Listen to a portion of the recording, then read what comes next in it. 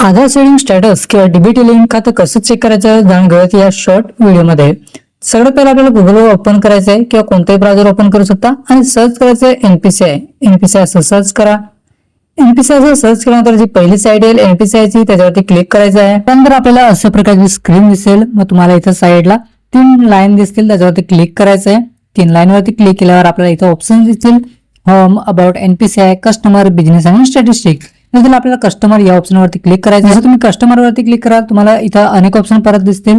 मग पुन्हा आपल्याला भारत आधार सीडिंग अनेबलर हा ऑप्शन दिसतोय त्याच्यावरती क्लिक करायचं। त्याच्यावरती क्लिक केल्यावर पुन्हा आपल्याला अशा प्रकारचे ऑप्शन दिसतील। याच्यावरती होम, आधार सीडिंग, डिसीडिंग, अकाउंट डिटेल्स आणि आधार मॅप स्टेटस, आधार मॅपिंग हिस्ट्री हे ऑप्शन आपल्याला सगळे दिसत आहेत। मग आपल्याला आधार सीडिंग स्टेटस चेक करायचे, मग आधार मॅप स्टेटस वरती आपल्याला क्लिक करायचं आहे। याच्यावरती क्लिक केल्यानंतर आपल्याला इथं आधार मॅप स्टेटस आणि खालती एंटर युअर आधार असं दाखवत आहे। मग इथं आपल्याला आधार नंबर एंटर करायचा आहे आणि हा जो कॅप्चा दिसतोय तोच खालती तुम्हाला एंटर करायचा आहे। याच्यामध्ये एंटर करून चेक स्टेटस याच्यावरती आपल्याला क्लिक करायचं आहे। जसं आपण चेक स्टेटस वरती क्लिक करू आपल्या आधार लिंक मोबाईल नंबर वरती ओटीपी येईल तो आपल्याला इथे एंटर करावा लागेल। मग आपण ओटीपी एंटर करायचा आहे।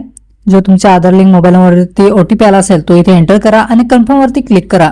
कन्फर्म वरती क्लिक केल्यानंतर आपल्याला जी स्टेटस आहे ते इथं दाखवेल। मग आधार मॅप स्टेटस आणि खालती आधार नंबर दाखवेल। शेवटचे 4 अंक जे असतील ते आधारचे दिसतील। मॅपिंग स्टेटस याच्यामध्ये तुम्हाला अनेबल्ड फॉर डीबीटी जर नसेल तर नॉट अनेबल फॉर डीबीटी असं दाखवेल आणि इथे बँकेचं नाव दाखवेल आणि कधी लास्ट अपडेट कधी आहे म्हणजे तुम्ही लिंक कधी केलं आहे ते इथे तुम्हाला दाखवेल। तर अशा प्रकारे तुम्ही आधार सेडिंग स्टेटस घरी बसल्या करू शकता। तर मित्रांनो व्हिडिओ हेल्पफुल वाटला असेल व्हिडिओ लाईक करा, आपल्या मित्रांसोबत शेअर करा आणि चॅनलला सबस्क्राईब करा। चला तर भेटूया आपण पुढच्या व्हिडिओमध्ये।